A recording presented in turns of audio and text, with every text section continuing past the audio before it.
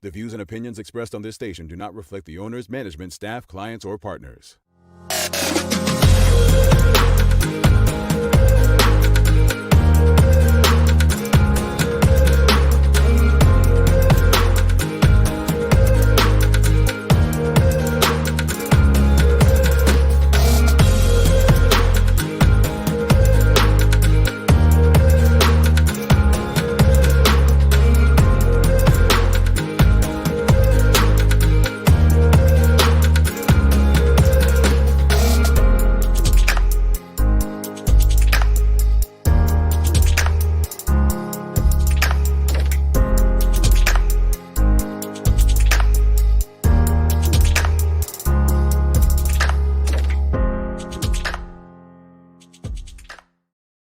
It's Monday, the 23rd day of November 2020. Welcome to the Daily Hour brought to you by Medical House and Lindos. I'm Jamal Hartman along with Carla Zul. Thanks for making us part of your daily routine.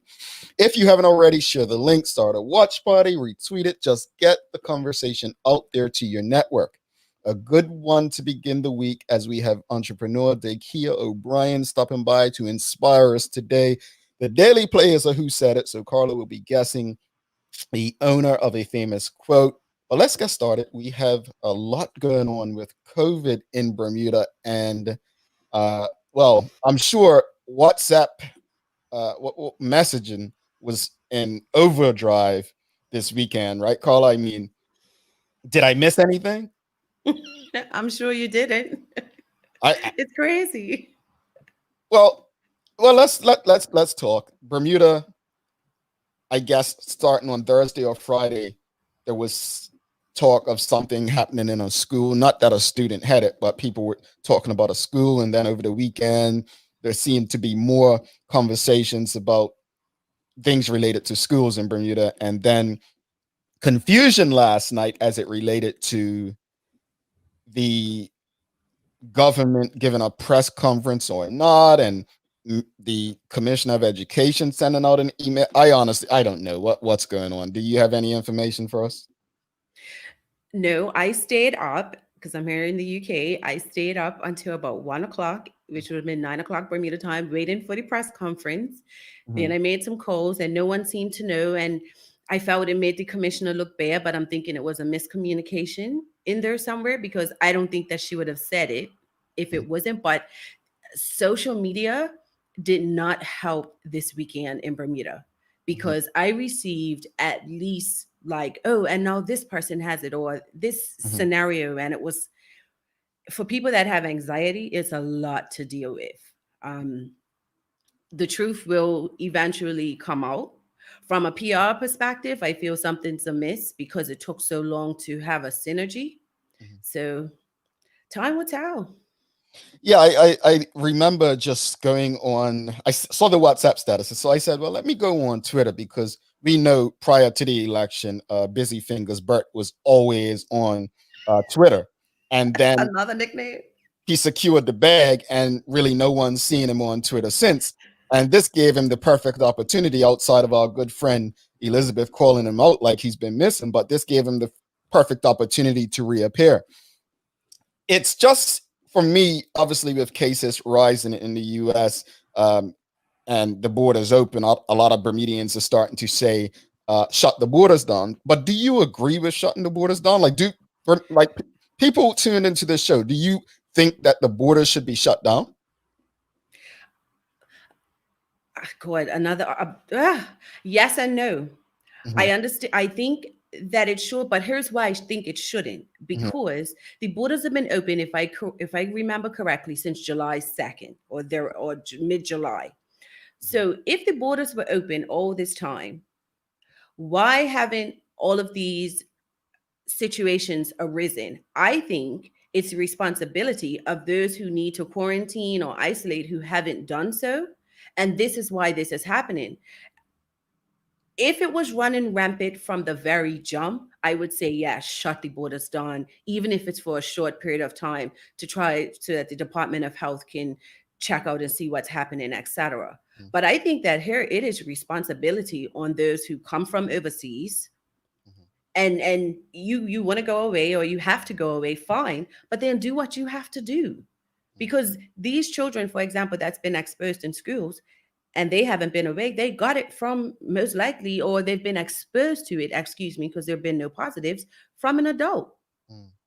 So I don't know if closing the borders is the right thing.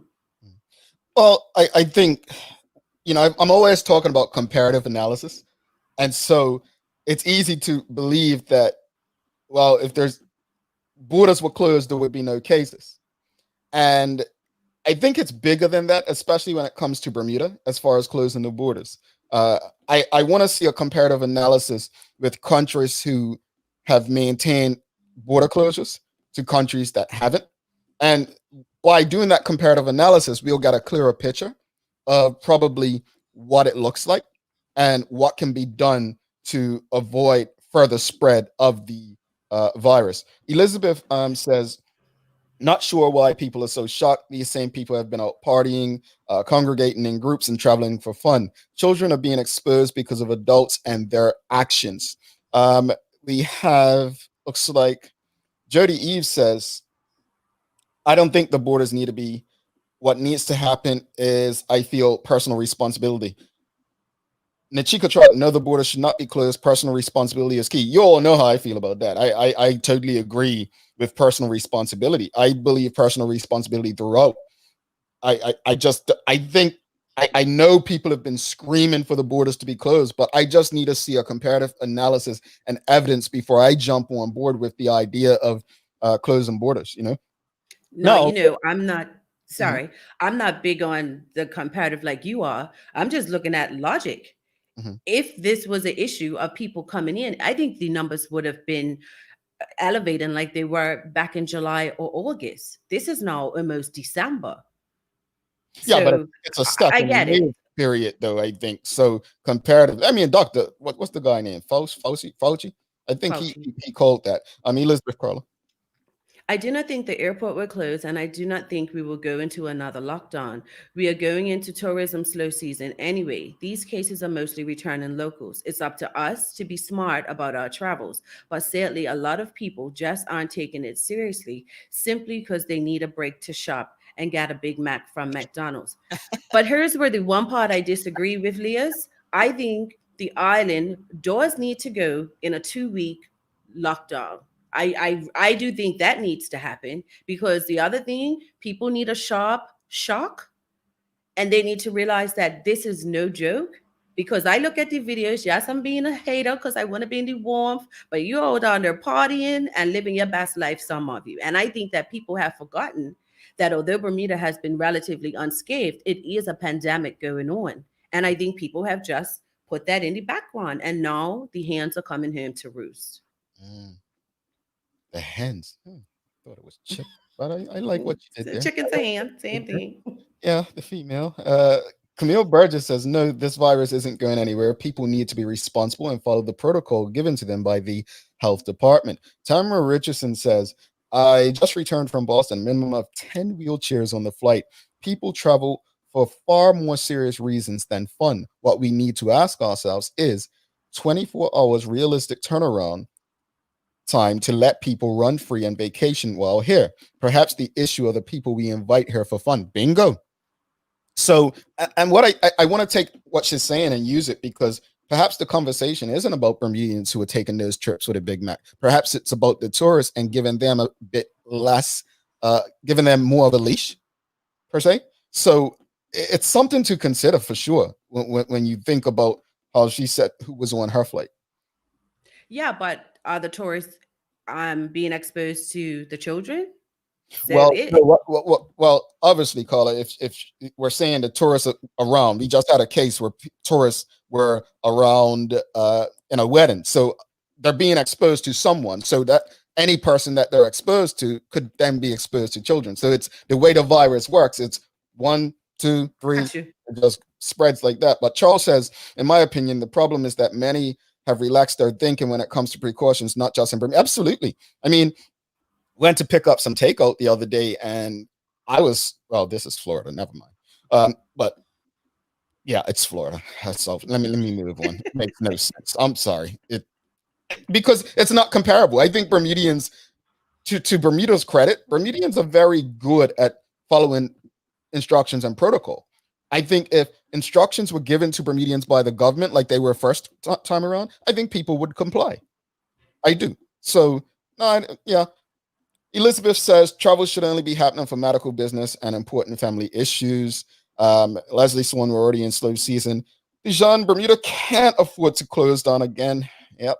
I agree, Carla. That may actually be the only way to give people a reality check. And we have, that's it, Carla. Totally agree. Jody Eve, I think we'll be on curfew by Wednesday. Interesting. Curfew. Do you think curfew has helped, Carla? Haven't seen it in the UK? No, because I broke it. Arrest her, officer. Arrest her. Cuff me. But no, see, to me, again, I don't think that because if you're in your house by 10, I'll give you an example. Curfew could be at 10. I have a 14-year-old son. He has friends. He's never out of the house after 10. But it doesn't mean that he is at any less risk of contracting COVID before 10. So curfew, nah, I don't think so. I just think that people need to stop taking how good Bermuda's had it for granted, period. Because even if it's, like you said, a tourist, still keep your distance from people. We don't know. So I don't know. Maybe I read somewhere, maybe I dreamt it because I was up so late thinking about all of this, that we maybe what could be potential is if you're coming to the island, it's a 2-week quarantine period. Who's gonna come unless you're a resident? That's a lot of time for a visitor to quarantine. Yeah. Charles says, I hear you, but Bermuda can't afford to let this get out of control. Well, here's a discussion, and that's a good discussion point. When people saying Bermuda can't afford to shut the borders down, then people saying, well, the other thing is, can you afford for it to go the other way? It's one of those situations where I don't want to say damned if you do, damned if you don't, but you have to think short and long term. What's more important for the people of the country? So, valid point there, Charles. Nikki Michelle says COVID fatigue is real, though. People are out and about in clubs like there is no such thing as COVID. No protocols are being observed in the clubs. Now, that brings me to this, because we have to discuss this. Carla had a private social media post yesterday, and someone came on there. And actually, look, Rick Olson just commented about it. There's a minority who actually believes COVID-19 is a hoax and not a threat, and they simply won't follow any rules. I have written here, do you think people who don't believe it's real and believe it's a hoax contribute to the growing problem? What do you think, folks? 2 weeks ago, the anti-lockdown people in Manchester had a protest, and I swear it was 1,000 people there, no mask, and it was just making me cringe. I'm like, okay, if you don't believe in it, to each his own, right? But you can't deny that something is going on in this world right now. So for you to be ignorant about it, I just think it's cringy to me. Leah talks about McDonald's. I was in the McDonald's and this man just said to a gentleman, can you please give us some space for social distancing? And the man just started cursing him out and saying this. And I'm just like, wow, it's bringing out a lot of illicit emotions in people that it's kind of bothersome. But say that to somebody who's lost a loved one. That is no COVID. Yeah. It's interesting times. I want to say this before we head into the news, and I think Tamara Richardson touches on it. We're talking about community spread now. It's beyond who got off a flight at this point. Self-care, immune health, and personal responsibility is what we really need to begin having press conferences about. All the quarantine children also have parents with jobs. And I want to touch on what she spoke about. I have it written on my notes. Is we can talk about hoax. We can talk about quarantine. We can talk about coronavirus in any way we want. But one of the things that should be top of list when we talk about this is exactly what she touched on, and that is self-care and building our immune systems. There's so many things that we can do, and we don't talk about it enough when talking about this virus. We spend more time talking about a vaccine and vaccination than we do eating better, exercising. And the truth is, I understand people who say it's a hoax. I don't agree with them. But when you look at the amount of cases, even young people, the only person that I remember reported that had no underlying condition was the guy at what's it called from Broadway, the young actor from Broadway. Oh, that passed away. Yes, they said that he had no underlying conditions. But for the most part, what's been reported is even a lot of people, young people, a lot of people who have passed from COVID have had underlying conditions, right? So therefore, people who disagree with COVID and say it's a hoax keeps, saying that these people did not die from COVID. They died because they had underlying conditions. If that's what they want to stick with, that's fine with me, right? At the end of the day, COVID, if they didn't have it, they would still be here based on that argument, though. So that said, we all need to be more considerate. It's not about us as individuals. It's about the people who we may not even know around us may have underlying conditions. Because remember, not every condition can be seen with our eyes or felt or heard with our ears. Like, we just be considerate. Just because you can't see it or just because it doesn't impact you, you believe.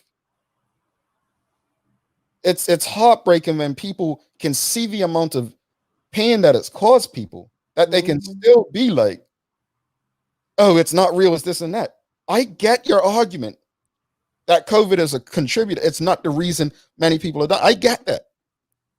But let's not be so disrespectful to ignore it at the same time. Yes, I agree.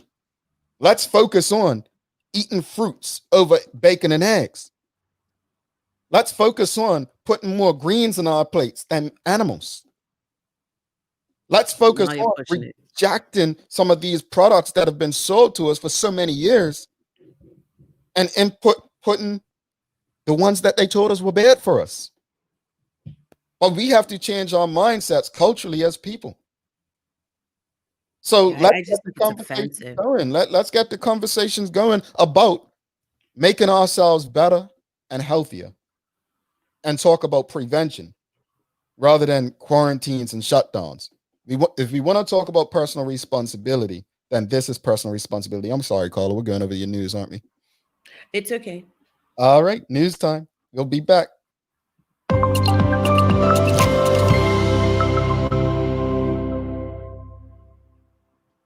While its borders remain closed to tourists, the Cayman Islands is determined to compete with island destinations such as Barbados, Aruba, and Bermuda to attract digital nomads to its shores.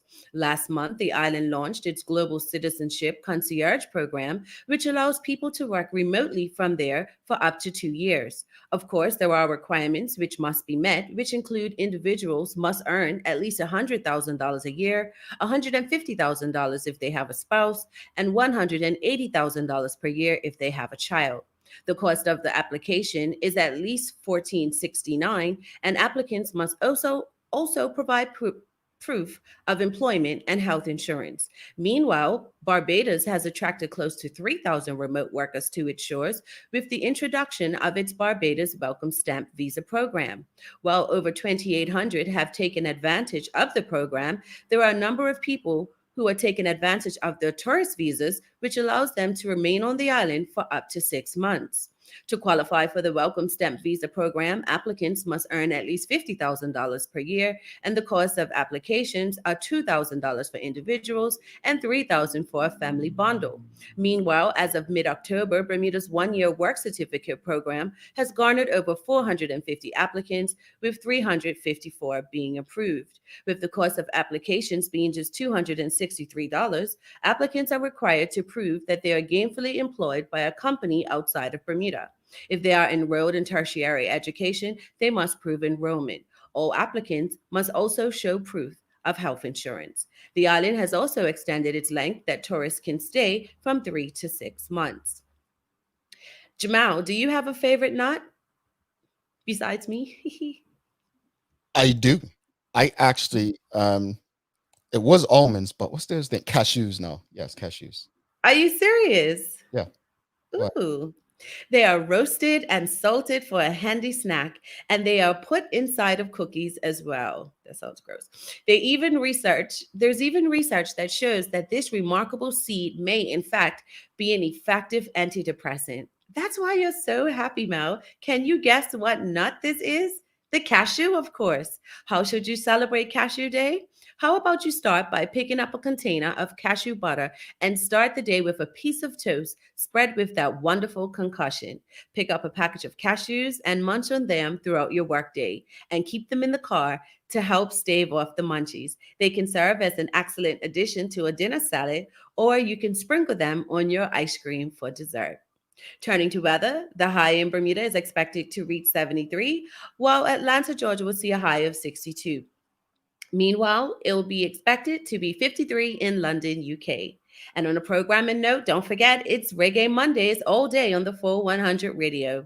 Don't miss don't miss the mix with Juggle and Jason from noon to 3 p.m. Bermuda time. That's your daily hour news break. Yeah, I did not know you like cashews. After every show, I actually go and grab me a big bunch of cashews. I love cashews. Eat them all the time. Yeah. They are sweet, though. I do like them. I enjoy them. Bermuda, they were so pricey. So that's why I stopped eating them. They were like only Christmas time nuts because they were so expensive. She said Bermuda was so pricey. What's new? Come on. Real quickly, yes. I'm gonna have to re-listen to your news story about the numbers as well. I'd like to, if Barbados has 3,000 people and Bermuda only had 200, 300 applications, I wonder, because traditionally Bermuda's always spent more in marketing. I wonder how much each country has spent in marketing dollars. And I also do wonder, no, that's a comparative analysis. So Bermuda, what she just reported, wake up, ask questions. Barbados, 3,000 people. Bermuda, few hundred applications. That was I have to say, as of mid-October. So maybe more have come in a month. Yeah, but as of mid-October. But still, what is Barbados doing right that Bermuda's not doing? Or are we just not that attractive? It's easy for the government to get up there and say, oh, we have this amount of applications. Comparatively speaking, to who? Is that good? This is why I tell you all, stop accepting what your government and politicians tell you and start doing comparative analysis. We have Dakia O'Brien joining us, so we're going to take a quick break. I'm going to shut up, and we'll be right back. Good day, Medical House Doris speaking. Can I help you? Medical House is Bermuda's leading one-stop shop for healthcare. I found myself being a caregiver. Even though I was a nurse, I still needed help on, what was available in hospital beds and all that kind of equipment, and I knew where to go. I went to Medical House. Bermuda's top doctors, dentists, care homes, and the hospital choose Medical House for a wide range of products. These same professional quality products are available to you for home health care. I was very pleased with Medical House and the help they gave me when I most needed it. Your experience with Medical House is about getting your needs met, but we also try to provide knowledge to help you through whatever you're experiencing. Medical House is on Millreach Lane in Pembroke, where there's private parking right outside the door. I would recommend them to anybody. Call or visit Medical House today. We've already sung the praises of Welch's famous grape juice, so healthful and refreshing, a truly great family favorite. So with the festive season fast approaching, remember to stock up on Welch's sparkling juice cocktails, flavorful and thirst-quenching, another celebration of the greatness of the grape. The Welch's White, Red, and Rosé are all wonderful on their own, but for a special seasonal treat, try Welch's sparkling juice cocktail in festive punch recipes, garnished with cinnamon sticks or fresh cranberries. All non-alcoholic and also festive. Lindo's, why go anyplace else? All right, welcome back to the big show. It's the Daily Hour. Carl Azul over there, Jamal Hartman right here. Thanks again to Medical House and Lindo's, as well as Crimson Multimedia Channel 82, where you can also view this show live. So, well, if you don't have Facebook or YouTube or Twitter or Twitch or thedailyhour.com or the full100radio.com or the Full 100 Radio app, available for Android and Apple. I didn't write that down. I'm sorry. I just drank some of my juice and it's really got me. You heard here, but look, we have Dakia O'Brien join us. We get to the conversation, and let me tell you why I'm a fan of Dakia. Right? No, it's not because she went Johnson and Wales too. I mean, that's cool, but I didn't live in Bermuda, but I was a great supporter of her business. Those who know me knew I was a big chicken wing guy. I love a chicken wing. I was a big fan, well known by all the restaurant owners at Buffalo Wild Wings, wherever I lived in the U.S. they knew me by first name. So I was a big chicken wing guy. But I also supported her because anyone who knows about entrepreneurship, and if you didn't listen to the unfiltered episode with Carla, Jackie, and myself, as we talked about being entrepreneurs and the struggles of being Black entrepreneurs, even them being women entrepreneurs, the challenges, the struggles. And so I knew we were talking about that last Friday. So I definitely wanted to have someone like Dakia on to discuss the challenges, but also what we discussed on Friday was what we learned from our experiences. And there's some challenges there. So we're going to bring Dakia in to talk about that, as well as, you know, some of the things that she's working on now, which are pretty cool. Some things that I can't participate in. But without further ado, let's bring Dakia into the conversation. Why are you laughing at me, Carla? Because it made me think of the Women's Empowerment Summit where you said certain things I can't participate in. Yeah. I'm blocked out of a lot of things. I know it's my attitude. I know. Dakia, welcome to the show. Good morning. Well, yeah, I'm sorry that Carla's so mean about certain things around here, but You guys are funny. that's just, we appreciate you for doing this. But let's start. Obviously, I was a big fan. You know, got a couple of pens when I was in Bermuda doing whatever, even if I had nothing going on. I just made sure that I was able to support you. But what inspired you to open your own takeout wing spot? Just like you said, I went to school at Johnson & Wales. Before that, I was in Raleigh, North Carolina. So being in college in the South, or just being in college, period, that's what you done. You got wings. There was about 4 or 5 wing spots on the block that had a million different flavors, and that was where the camaraderie was based around. And we didn't have that here. And I never sought out to be an entrepreneur, but I do believe it's always in you. And I'm a bit of a rebel. So when things didn't go the way I wanted it to in the culinary industry, I just broke out, and that's just what I came up with. When I started, there was only maybe 3 places that were really into chicken wings, and if they were doing chicken wings, they had your normal 3 or 4, which was buffalo, honey barbecue. You probably got a honey mustard, and that's probably about as far as the range went. So I saw an opportunity and I took it. That's entrepreneurship 101, honestly. And we continue to have these conversations. We had Erika Smith, executive director of BEDC, on. And when you go into different masterclasses, they always tell you entrepreneurship is as simple as finding a void and filling it, a solution. And to me, you're absolutely correct, because being a chicken wing guy myself, you know, I want different flavors, mango habanero or desert heat, different things. And traditionally, there was only 1 or 2 flavors around. So you definitely fill a void in Bermuda with that. Speak to me, speak to us about some of the challenges that you encountered as owning your own business, Wild Wings Wednesday. Okay, so let's keep in mind now that we're talking about a business that started almost 10 years ago. I grew, and I grew very fast with that business. We started, so if I graduated in 2010, I believe, I'm trying to put dates now, because when my daughter was born, that's when I first started doing Wild Wing Wednesday, and I started out of my mother's house. So from there, I gained popularity, and I really want to give these people a shout out because they were very instrumental in the way that my business grew. One is Miss Jennifer Seymour.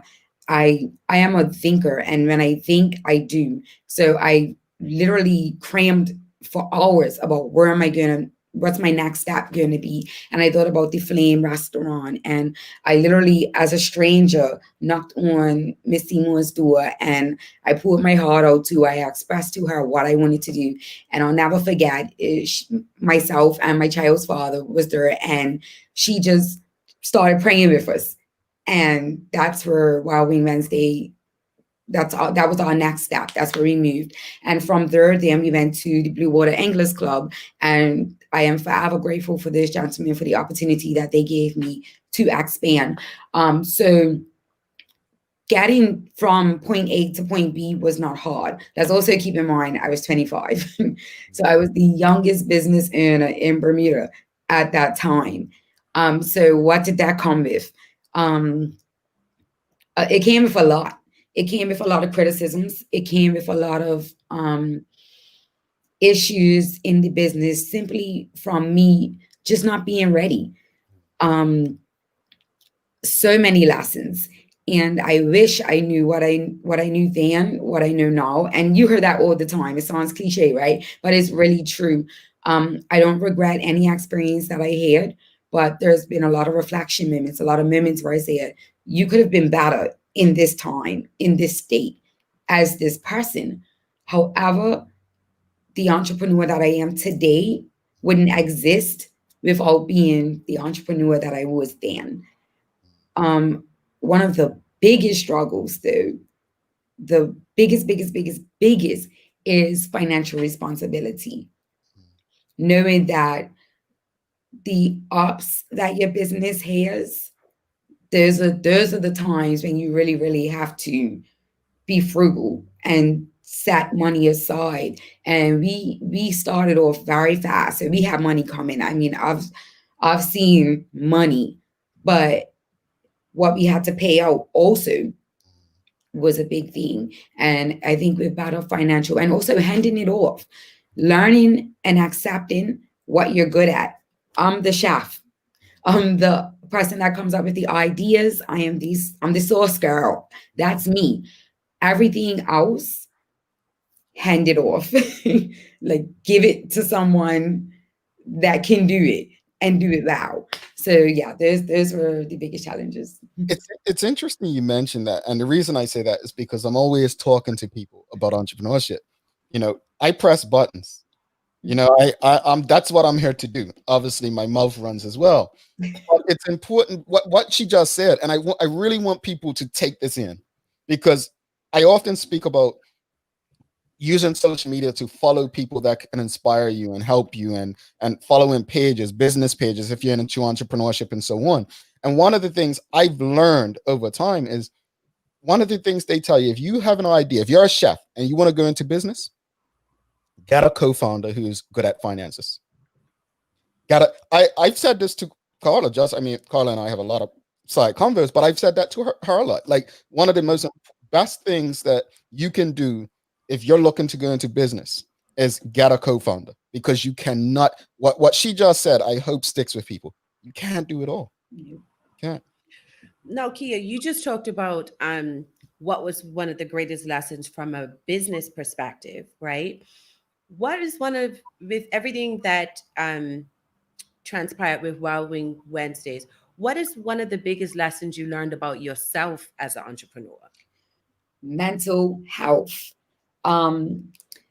Especially now, and I really want to make this clear, especially now, because when I started, like I say, I was talking almost 10 years ago, entrepreneurship wasn't popular. I still don't think that entrepreneurship is something that should be a fad. To be an entrepreneur, it takes so much more than having a good idea. It takes heart, it takes love, it's a lot. And because now, and let me make this very clear, I am excited, I am ecstatic. I promise you, I am your number one fan. Anybody that talks to me, I support my fellow entrepreneurs. I'm here for you all. But in this time, especially during COVID, entrepreneurship has become popular.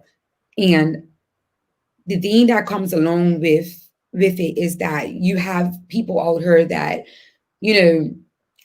it's made to seem as you have to lose sleep. You have to be on this 24/7, 365 grind. And I totally agree that you have to work in order for your business to work.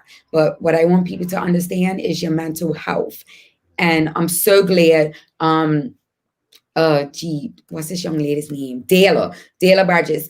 I follow her, and what she's doing for mental health is so important, especially coming from a background, and Carla, you know very well about my family and the things that I've had to go through. It's so important. So one of my biggest lessons for self is that I didn't do enough to take care of myself during that time.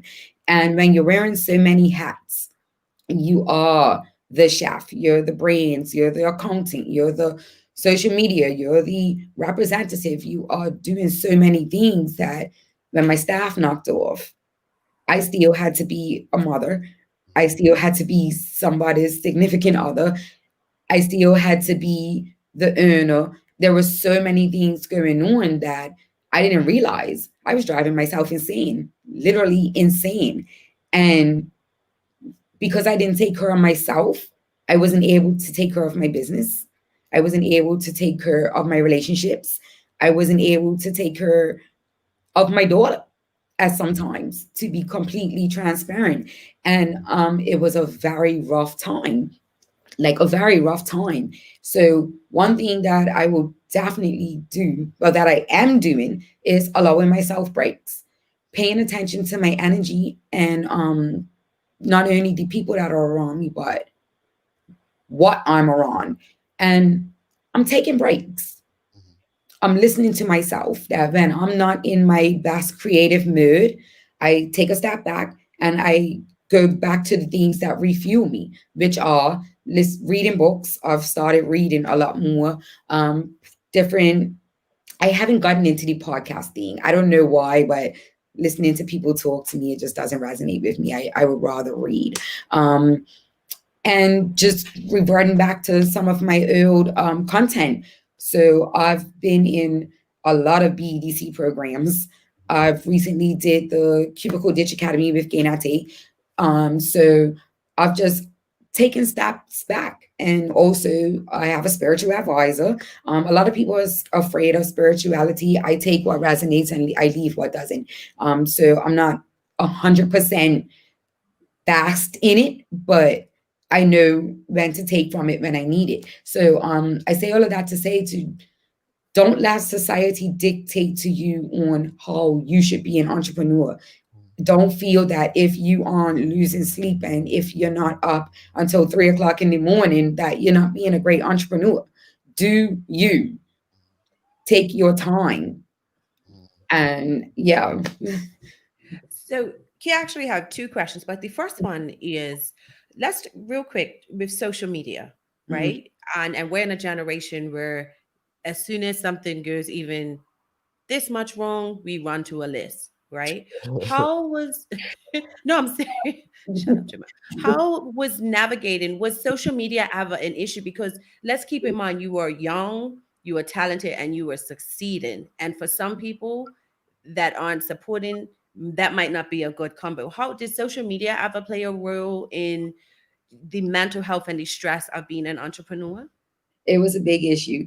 Like you said, we got thrown into this majors list era.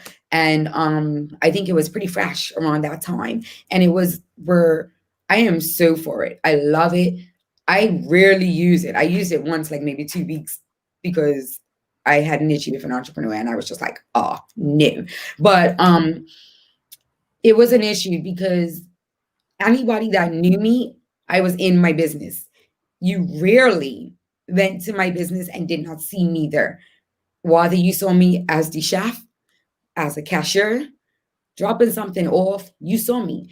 And I felt that I was very approachable. And if something, nobody gets it right 100% of the time. Nobody. But when you know somebody's heart and you know their business, then I think you can discern between what is an actual mishap and what is a blatant, they don't give up, right? So one of the biggest, I'll never forget, and I always tell people this, when you are an entrepreneur and it's like having a baby, you give birth to this thing and you present it to the world and you are emotionally attached to it, especially when you are working in it like that. So it was very hard for me to detach my emotion from that business. That's another lesson. So when people, there was this one incident, a young lady came and she was a repeat customer. She was there and she knew how to reach me, and it didn't go well. And I often relate social media, especially emergency lists, it can sometimes feel like a gang rape, because if one person has an issue, yes, that's their experience and they are absolutely entitled to their experience. But what happens after that is you have a whole bunch of other people that, and I'm going to say all of a sudden, have the same experience. But it's like, why wait till now? Because we could fix that. So you have one person saying something, and then you'll have 30, 40 people, so to say, that will come on and say, well, yeah, I had the same experience and this went this way and this and that way. So it feels like a gang rape at times, where it's like, if all of you would have reached out, we could fix this, because it very much just could have been a mishap. So anyways, I had that one experience, and I'll never forget. I shut off all my phones. I didn't go on social media, and I just spent the day with my family, and I had to recharge. I went into depression because that's my baby. And I felt like my baby was being attacked. But what I learned, when I was able to settle down and think about the situation, I responded, and, I apologized, and I took accountability for the situation that what had happened. And I'm pretty sure I closed my restaurant down for a week after that.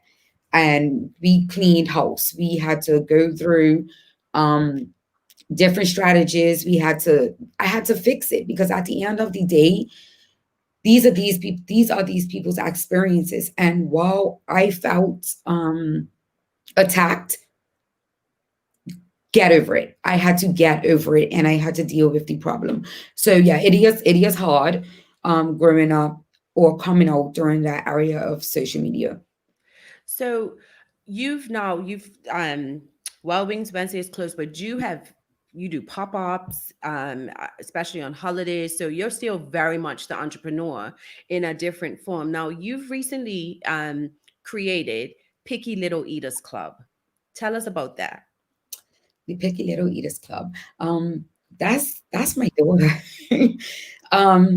It started as an idea. I've actually had this idea for a couple of years, but another lesson that I've learned with Wellbeing Wednesday is do more with less. When you've been an entrepreneur for so long, you learn to scale back. You learn to give things to other people, and you do what you're good at. So I had this idea about 2 years ago, and it was to have a kids cooking show. My daughter is she seems quiet, but she's so theatric, and it's the most funniest thing ever. And so I teach her a lot about cooking. I teach her knife skills. I try to get her to eat certain things, but no, she's very set in her ways. So, so that's where the idea came up. But me being a person that has a million thoughts, I wanted to have cameras. I wanted to have a whole stage show. And the good thing about COVID, that I think why we see the uptick in so many entrepreneurs, is that it taught us that the time is now. Do with what you have. And what I had was a computer, a theatric child, and the knowledge that I have. And we just did it. I launched, and we started doing the shares on Instagram. And we had different children come and display or showcase their favorite recipes and whatnot. And we did it from there. And now we're growing, but we're growing slowly. And yeah, so that's what the Picky Little Eaters Club is. Dakia, I'm sitting here, and this is no offense to anyone else we've had on this show, but I think you've touched my spirit so much in the last 20 minutes, because there's so much I can relate to, so much that many of us. I think Dijon just tweeted it, and someone said it in the comments just now as well, is your transparency this morning.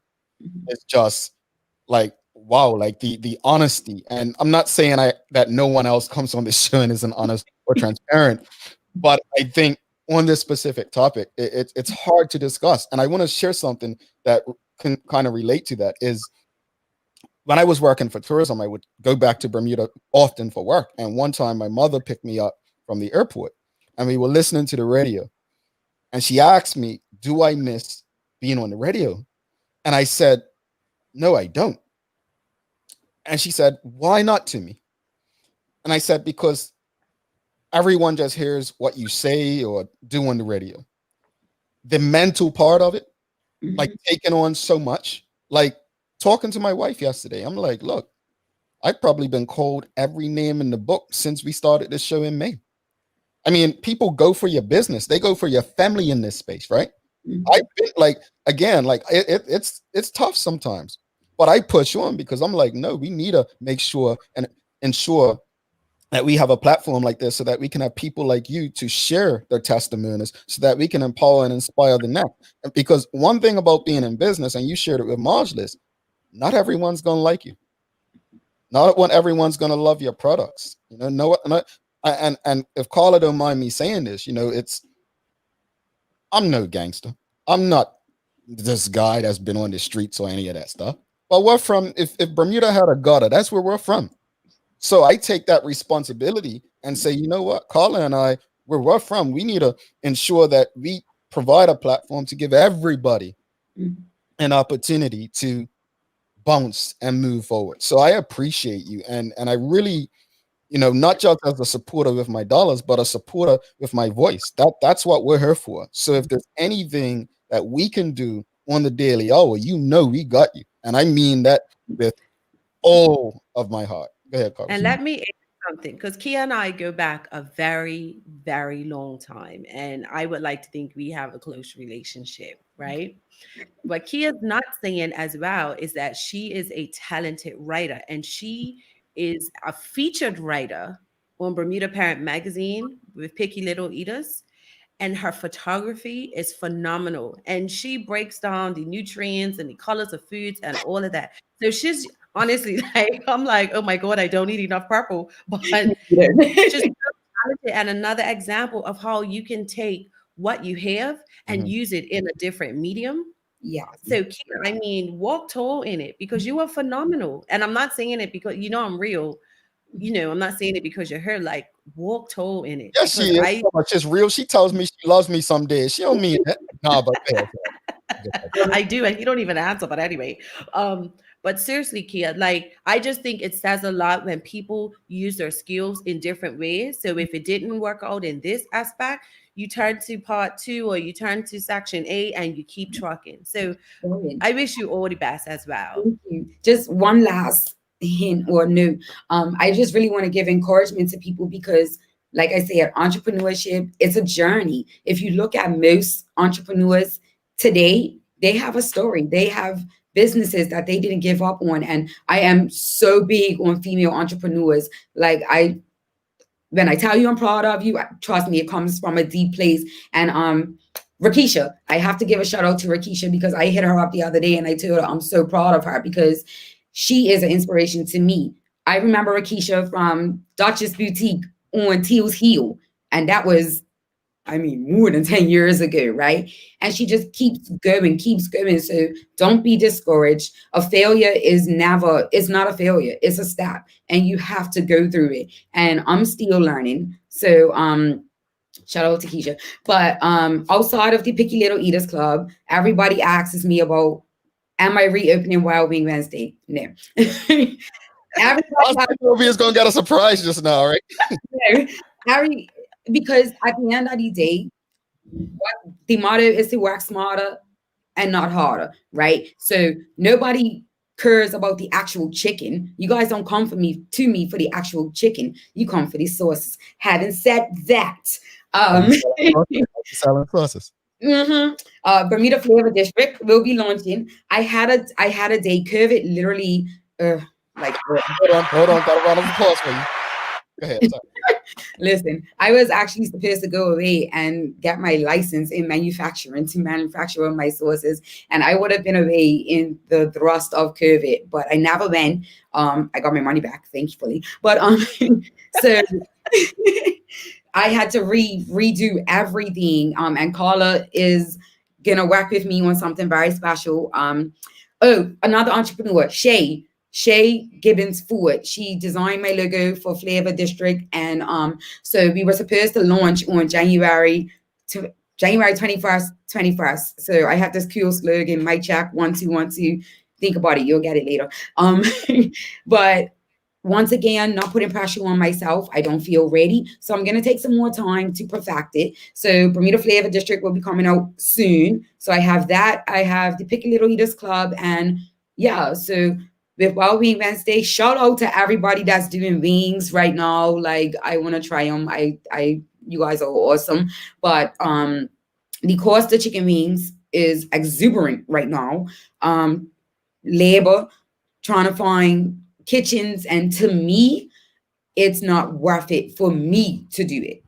Everybody else, seriously, go for you guys. Just provide the sources, Kia. Let them do their wings, and you set up the distribution deal with your sources. But that goes right back to the key word over this period, which is called pivot. And she has pivoted as an entrepreneur. And I mean, I didn't see that coming, but if Chick-fil-A can do it, why can't Dakia O'Brien? And that is the inspiration. And Nando's in the UK, it's on their sources. So listen, go for it. I wish you, and I didn't know she was going to say that. All the best, Kia. Let me just share a bunch of comments, because this show is about the audience, and we did not get through to the audience today, but there's a lot here going on.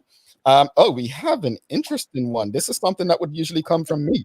D, can we get some cauliflower wings for those plant-based folks? Asking for myself. I did them when I did my last pop-up shop that I did with Sargasso. No, not my last. My last was with Funzin. Shout out to you guys too. I did them. I did do them. Okay. We have Nikki Michelle. She says systems and processes are key. They should teach us this in school. Today, as entrepreneurs are in such a better place than 5, 10, 15 years ago. The areas of support are different now. Agree. We have Sean Smith had said, when going into business, most people are not taught to build a great team around them, accountants, lawyers. That was a lesson I learned. And to go there, like Carla and I have both had businesses prior, and then you take the lessons learned from there, like Dakia is saying, and you use them to become better going forward. So I appreciate that. Paulette Barrow is totally impressed with her testimony. Very powerful. And we have BEDC. Jamila Lord says, hi, Jamila. Look, we have someone used to go from St. George's, right? She had she said earlier in a comment, she used to go from St. George's to Hamilton just for your wings, but she definitely agrees. You have impressed us so much. Would love to patronize your business. Yes, I feel her transparency as well. Sierra Leche says it's one thing about Dakia, her honesty and integrity is forefront. Proud of you, friend. So you got some fans into the. Oh, look. We got Sister. My sister makes me proud. And Tamara Richardson of all the best in the next chapter. Dakia, looking forward to some exciting flavors. Rick Olson says there are very few talented young chefs out there now, but success will be difficult unless they learn from qualified, experienced head chefs. So Dakia, that said, we have to let you go, but congratulations. Thank you for accepting the invite to come on and inspire our audience with your story. Thank you for having me, because I was shocked. I was like, me? Well, here's the Why thing. not? I was messaging Carla from brunch. I was like, why? And let me tell you why. Because your story is inspiring people already. And what we're doing over the next few weeks, we're going to have a lot, and you were the first of many women entrepreneurs, mainly Black females, that will be coming on to share their stories and their journeys. And you have been the first, so we're looking forward to many more conversations. Like I said, the door is open. Should you have anything going on that you'd like to discuss, please come back and join us. So thank you again for accepting me. Thank you guys so much for having me. Thank you to everyone in the comments. Thank you for watching. And thank you to you guys for giving not only an alternate platform for people to come on, but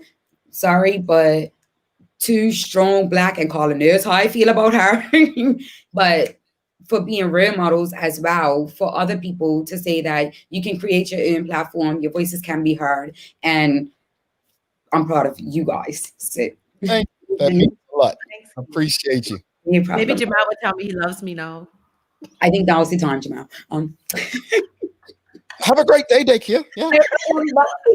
Bye, baby. Get this question right, and there's love, Carla. All right. Thanks again to Dakia O'Brien. Honestly, I really awesome. And we have many more conversations coming.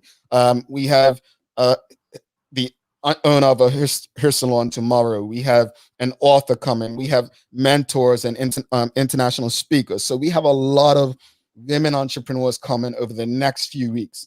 So I hope that this is the start of a good run and ride, and that you all really enjoy the episodes. My hope is that we leave inspired and believe that we too can do and be successful like they have. All right, the Daily Play today is a famous quote. I'll just give you a hint. This person is an athlete and has one of the most famous stadiums in the world named after them, which is used once a year, I believe, for a really, really special tournament. All right. Oh, I already know who it is. I know who it is. Who is it? Arthur Ashe. She's right. She's right. See, you know, what's the quote then? I have no idea. The quote is, racism is not an excuse to not do the best you can. I want that to hit home with people, though. I want that to really hit home. Racism is not an excuse to not do the best that you can. Write it down. Post it somewhere. Because it exists. It's going to be challenging. But it's not an excuse not to keep going, not to push forward. With that said, Carla, you got any inspiration for us yourself? You know what? I'm on that thinking vibe too. What would you do if you weren't afraid? Spencer Johnson. Interesting. Well, like I said, very good episode with Dakia. We have quite a few coming up. Tomorrow we'll be speaking with a hair salon owner about, again, they've had to pivot. It's not the same going to a salon in February 2020 versus November 2020. And we'll talk about how another looming shutdown could impact that business, right? So looking forward to that. We'll have someone from Bermuda College visiting again on Wednesday. And then, look, folks, Thanksgiving is not a Bermudian holiday, so we will be on air on Thursday. Unless you all say you're not going to be up because you're going to be preparing meals and stuff, but we plan on being here for you on Wednesday. Unless Carla wants a day off. No, but I'm making my first cassava pie, so I'm excited. Cassava pie, is that a Bermudian thing? Yes. Or cream pie a Bermudian thing?